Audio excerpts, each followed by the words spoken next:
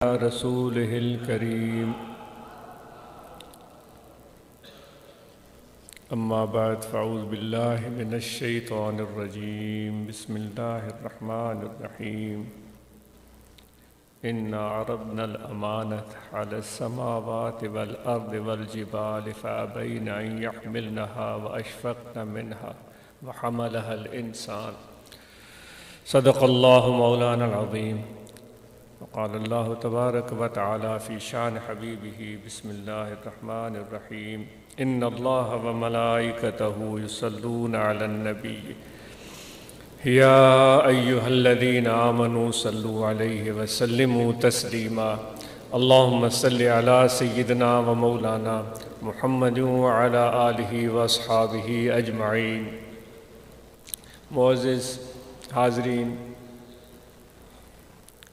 اور انٹرنیٹ کے ذریعے منسلک ناظرین، سامعین، خواتین، مرد، حضرات اور نوجوان، السلام علیکم ورحمۃ اللہ وبرکاتہ. آج ہمارے اس باہمی ربط کا وجہ ہے، مقصد ہے، غرض ہے، اور امید ہے کہ ہم سب کو اس چیز کا علم ہوگا. شاید ابھی جو تھوڑی بہت کارروائی چلتی رہی اس میں بھی ہم نے اس کے متعلق سنا ہوگا کہ ہم سب اللہ تبارک و تعالیٰ کا ذکر اور اس کی یاد اور اس کی محبت کے لیے اکٹھے ہوئے ہیں.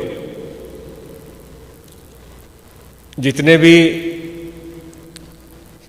موجود حاضرین ہیں یا دور دراز علاقوں میں بیٹھنے والے ہمارے احباب،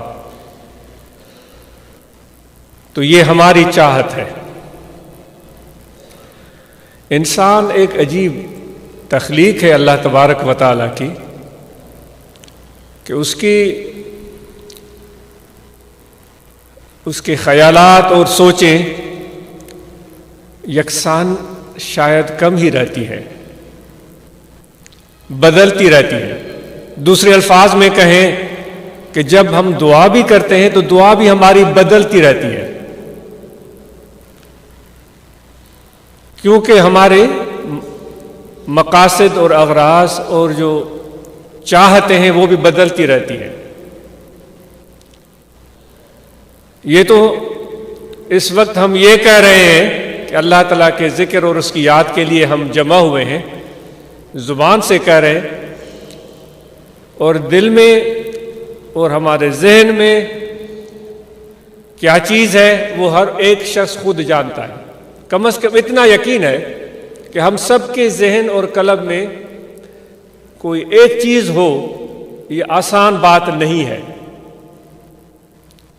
اگر ایسا ہو جائے پھر تو سبحان اللہ، کیونکہ اللہ تعالیٰ خود فرماتا ہے کہ جب مختلف شکلوں، ذاتوں، قوموں، قبیلوں والے لوگ، رنگ و نسل کے لوگ ایک جگہ جمع ہوں اور ان سب کا مقصد ایک ہو، لا یریدون الا وجہہ، اور کچھ بھی نہیں چاہیں، صرف میری رضا چاہیں،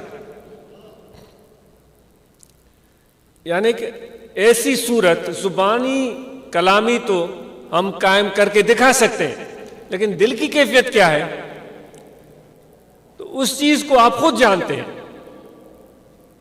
یہ تو ہماری چاہتے ہیں، یہ ہمارے سوچیں ہیں، یہ ہماری دعائیں ہیں، یہ ہمارے خیالات ہیں جو ہر روز بدلتے رہتے ہیں.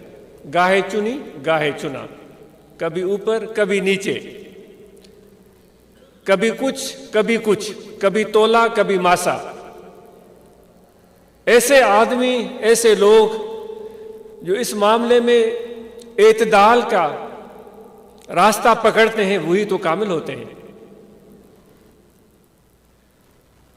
اور یہ چیز اتنی آسان نہیں ہوتی. لیکن آپ سے ایک سوال ہے کہ ہماری یہ چاہتیں اور خیالات اور دعائیں تو مختلف شاید ہوں، لگتا ہے ایسا ہے، واللہ اعلم. ہمارے خیالات، ہماری چاہتیں، ہماری دعائیں، ہمارے غرض، ہماری غایتیں ایک جگہ بیٹھے ہیں، ایک حلقے میں بیٹھے ہیں، ایک طرف متوجہ ہیں، ایک گفتگو سن رہے ہیں، پتہ بھی ہے کہ اس محفل کا انعقاد کا غرض اور مقصد کیا ہے، لیکن آپ نے وہ بات نہیں سنی۔ بہاؤالدین نقشبند رحمۃ اللہ تعالیٰ علیہ جب حج پر گئے تھے تو فرماتے ہیں ہم نے طواف کرتے ہوئے ایک حاجی کو دیکھا جو خانہ کعبہ کے غلاف کو پکڑ کر دعائیں کر رہا تھا، یا رب اے میرے پروردگار، اے میرے پروردگار۔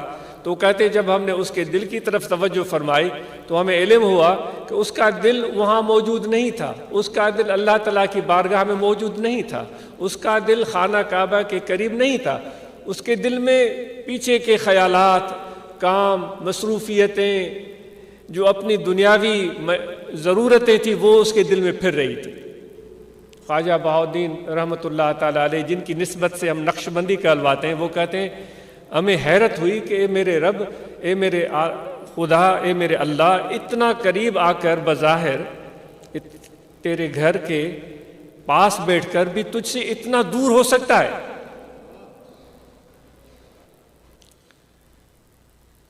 یہ چیز تو اس واقعے سے بھی نمایاں ہو جاتی ہے، لیکن سوچنے کی بات یہ ہے کہ خدا کیا چاہتا ہے،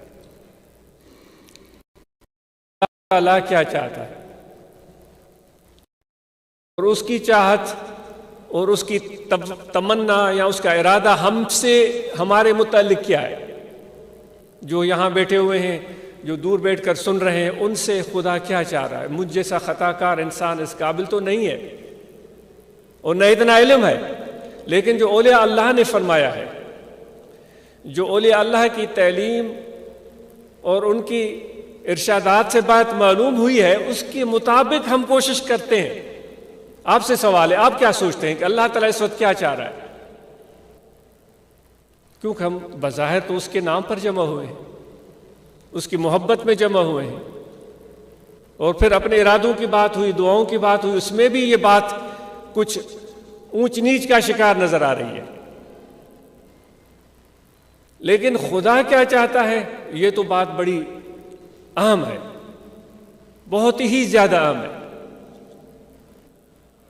خدا جو چاہتا ہے اس کی چاہت کو سمجھ لینا، اس کو پا لینا، یہ بھی بہت بڑا علم ہے۔ اس کو معرفت بولتے ہیں، اس کو معرفت بولتے ہیں۔ تصوف کی راستے پر چلنے کا مقصد ہی یہ ہوتا ہے کہ اللہ تعالیٰ کی چاہت کیا ہے، اس کی مرضی کیا ہے، اس کی خوشنودی کیا ہے، اس کی پسند کیا ہے، اس کو سمجھ لینا۔ حضرت بایزید بستامی رحمۃ اللہ علیہ فرماتے ہیں کہ جب تک ہمیں اللہ تبارک و تعالیٰ کی قربت اور معرفت نہیں ملی تھی، ہم تمنا میں تھے، تڑپ میں تھے، تو پھر ہم خدا سے دعائیں کرتے تھے، اے میرے خدا مجھے یہ بنا دے۔ ان کے الفاظ ہیں، میں اپنی طرف سے نہیں کہہ رہا، ان کے الفاظ ہیں۔ خدا اے میرے رب اللہ مجھے یہ بنا دے، اے میرے اللہ مجھے وہ بنا دے، اے میرے اللہ مجھے یہ دے دے، اے میرے اللہ مجھے وہ دے دے۔ فرمائشیں۔ وہ رومی رحمۃ اللہ تعالیٰ علیہ کا واقعہ یاد آتا ہے کہ ایک شخص نے غلام خریدا تھا۔ ہم ابدیت کی بات کرتے ہیں، خدا سے جو ہمارا رشتہ ہے وہ ابدیت والا ہے کہ ہم اللہ کے بندے ہیں۔ ایک شخص نے ایک غلام خریدا، گھر میں لے کر آیا، اور نیا بندہ تھا تو اس کو اس کی دلجوئی کے لیے ان سے گفتگو کرنے لگا اور اس سے محبت اور پیار سے پوچھنے لگا۔ وہ اس کو چند 100 دیناروں کے عوض خرید کر لے آیا تھا۔ اس زمانے میں غلاموں کی خرید فروخت ہوتی تھی، تو وہ شخص لے کر آیا، اس کی دلجوئی کے لیے اس سے پوچھنے لگا کہ مجھے اپنا نام تو بتائیں، آپ کا نام کیا ہے؟ اس نے یہ کہا ہوگا کہ میرے غلام ہو سکتا ہے، کیونکہ وہ کہنے کا حق تھا، کیونکہ اس نے اس کو پیسوں کے عوض خریدا تھا، اس کا مالک بن گیا تھا دنیاوی لحاظ سے۔ اے غلام تیرا نام کیا ہے؟ کہہ سکتا ہے۔ تو وہ غلام تھوڑی دیر خاموش رہا اور اس نے کہا کہ اے میرے آقا، میرا نام وہ ہے جس نام سے تو پکارے۔ تو اس کو حیرت ہوئی کہ یہ اپنا نام بھی نہیں بتا رہا ہے، عجیب انسان ہے۔ تھوڑی دیر کے بعد پوچھا کہ اے میرے غلام مجھے یہ بتا تجھے کھانا کون سا پسند ہے؟ تھوڑی دیر وہ پھر خاموش رہا اور خاموش رہنے کے بعد کہا کہ میرے آقا جو تجھے پسند ہے میرے لیے وہ مجھے پسند ہے۔ اب تھوڑا اس کو ناگوار گزرا کہ یہ سیدھی گفتگو نہیں کر رہا ہے۔ پھر تیسری بات اس نے پوچھی کہ تجھے کس لباس کس رنگ کے کپڑے چاہیے اے میرے غلام؟ تو اس نے پھر تھوڑی دیر کے لیے توقف کیا، سوچا اور پھر عرض کیا کہ میرے آقا جس رنگ کے آپ پہنائیں گے وہ مجھے پسند ہے۔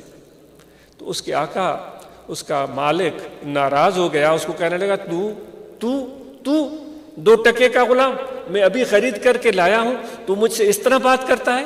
میں تجھ سے تیری پسند پوچھتا ہوں، تیرا نام پوچھتا ہوں، تیرا طعام پسندیدہ پوچھتا ہوں، تیرا پسندیدہ لباس پوچھتا ہوں، تو مجھے اس طرح کہتا ہے کہ یہ جو تجھے پسند ہو، جو تجھے پسند ہو، یہی جواب ہوتا ہے؟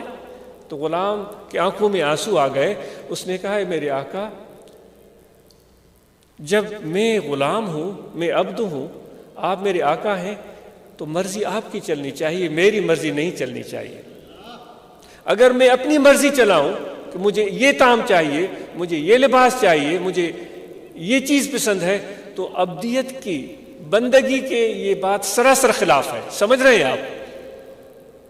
تو اللہ تبارک و تعالی ہم سے کیا چاہتا ہے؟ ہم اس سے عبدیت کا رشتہ جوڑے بیٹھے ہیں، اور جس طرح حضرت بایزید بستامی رحمۃ اللہ علیہ فرماتے ہیں، پہلے ہم یہ دعا کرتے تھے اے میرے مولا مجھے یہ بنا دے، اے اللہ مجھے وہ بنا دے، اے اللہ مجھے یہ دے دے، اے میرے اللہ مجھے وہ دے دے۔ وہ فرماتے ہیں، پھر کہتے ہیں کہ جب ہم خدا کے قریب ہوئے اور خدا کی پہچان ملی، تو پھر ہم اللہ تعالیٰ سے کہنے لگے کہ پروردگار تو میرا ہو جا، اے میرے رب تو میرا ہو جا، پھر میرے ساتھ جو تو چاہے وہ کر، میرے ساتھ جو تو چاہے وہ کر، لیکن تو میرا ہو جا۔ یہ سوچنے والی بات ہے۔ یہ واقعہ واعظ نصیحت کا ایک لذت کے لیے نہیں ہے، یہ غور و فکر کے لیے۔ تو میرے دوست، وہ جو بایزید کہہ رہے ہیں جو تو چاہے وہ میرے ساتھ کر، لیکن تو میرا ہو جا، وہ عربی میں کہتے ہیں ملہ المولا فلہ الکل، جس کا رب اس کا سب۔ جو اس وقت میں نے آپ سے سوال پوچھا تھا، آپ نے ضرور دل میں یہ بات رکھی ہوگی کہ خدا کیا چاہتا ہے۔ جو ناقص علم ہے، جو میں نے پڑھا ہے یا دیکھا ہے، خدا صرف یہ چاہتا ہے کہ تم میرے قریب رہو، بس میرے پاس رہو، میرے در پر رہو، میرے بارگاہ میں رہو۔ اے میرے پروردگار، میں تو بڑا گناہگار ہوں، میں نے تو نمازیں بھی نہیں پڑھی، میں نے تو روزے بھی رکھے نہیں، میں نے تو ظلم کیے ہیں، میں نے تو چوری کی ہے، میں نے تو ڈاکہ ڈالا ہے، میں نے تو بڑے برے کام کیے ہیں۔ اللہ تعالیٰ فرماتا ہے تو جیسا بھی ہے، تو میرا ہے، میری بارگاہ میں آ جا، میرے پاس آ جا۔ اے پروردگار، میں تو ایمان سے اپنے آپ کو خارج سمجھ رہا ہوں،